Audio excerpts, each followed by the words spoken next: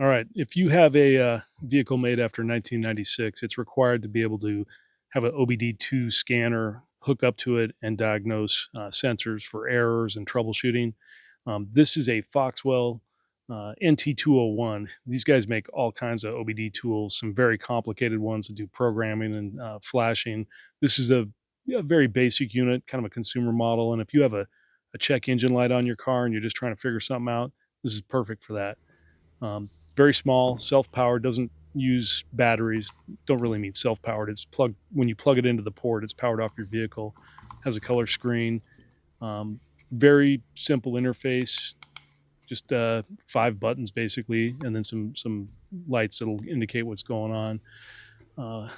First thing I did was download an update for it. It took just a couple of minutes, and I'm assuming it's just uploading the latest error codes to the database within the unit. So we're going to go ahead and put it to work. Here's a 2021 Mercedes Sprinter, Winnebago Revel, basically. This is a diesel engine in this vehicle. And so the government, I think they have to have the port within so many feet of the driver's seat. So usually you'll find it on the left side of the driver's compartment, and you just plug it in.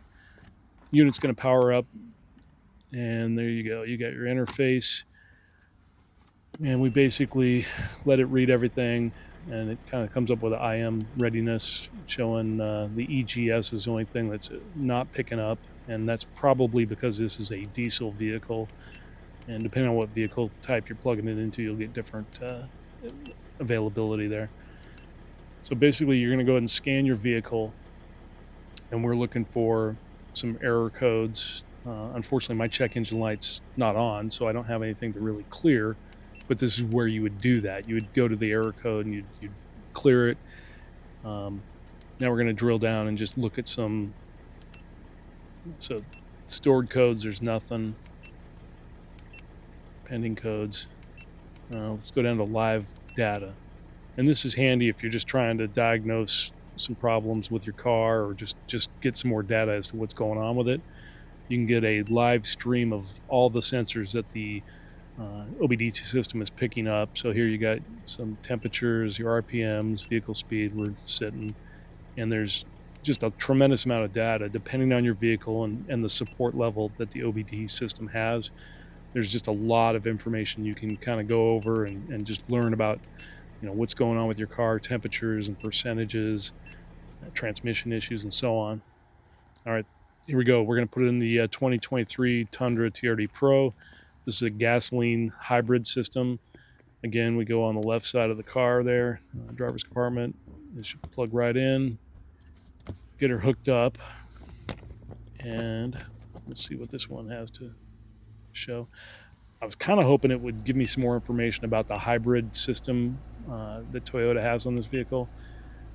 I haven't had enough time to really go through it. The manual that comes with this, I will say it's very limited, so your best bet is to go on YouTube, read some tutorials, or just spend a lot of time with it and just kind of drill through the interface and play around with it, and you can kind of drill down to various modes of your vehicle. Yeah, so again, we're looking at live data here.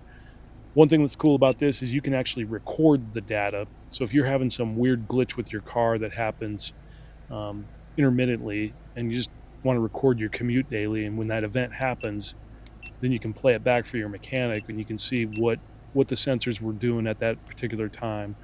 Kind of a cool thing. I have no need to do that right now. I'm just trying to go through the interface and show you guys how this all works. But yeah, that's pretty much what we're going to get with the Toyota. And now we're going to go ahead and try it on a 2019 BMW X3. It's a gas motor. Same situation here. We're going to plug it in, read some codes if they have any, and then look at live stream.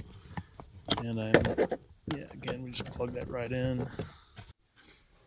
Start the car. And let's see what we've got.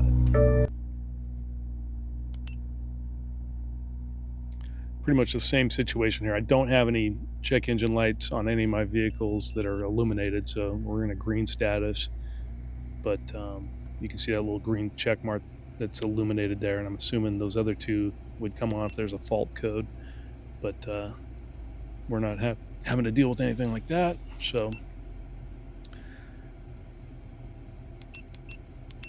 go down and take a look at the live stream on this. And each vehicle has different levels of sensors, and I guess it depends on the interface with the OBD system. Some of them are really protected, and you have to have a, like the Mercedes, I know sometimes you have to get a more advanced code reader to be able to get to all the sensors. But this is pretty good for most people if you're just trying to solve a problem and don't want to have to go to AutoZone or your dealership. This gives you probably 70% of what you'd get at a dealership. It's when you get into the real tricky stuff where you need the more advanced readers and ability to reset systems and things like that. But this is pretty handy.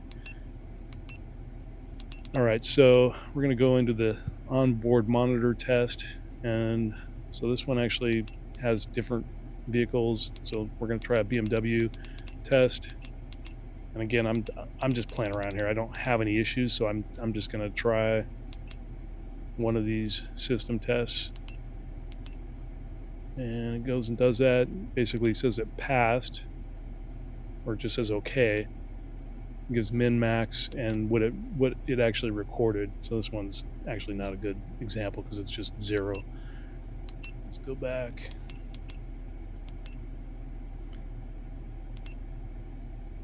All right, so the result was 401. The max is 656. Min is 100, so it did pass that. So there's all kinds of different tests you can do on your own here if you have time to play around with it. And if I was trying to troubleshoot a drivability issue or something, I would be going through all of these to try and see if I could find something. But yeah, it's simple, but pretty powerful. And here's some live data while I'm driving. Again, this is a hybrid, so I think it started off with 0 RPMs, but yeah, we're getting it up to speed here, and you can see, and you could, I've just chosen those data sets to monitor. You can add all of them. You can have one or two, and then again, you can record this data so that you can review it later. And yeah, it's pretty cool. So at the end of the day, for I think this is about $50 on Amazon. Just check and see. They sometimes come on sale. Does have the ability to look up codes. I don't have any specific codes to look up, so it's kind of pointless for me to kind of scroll through here.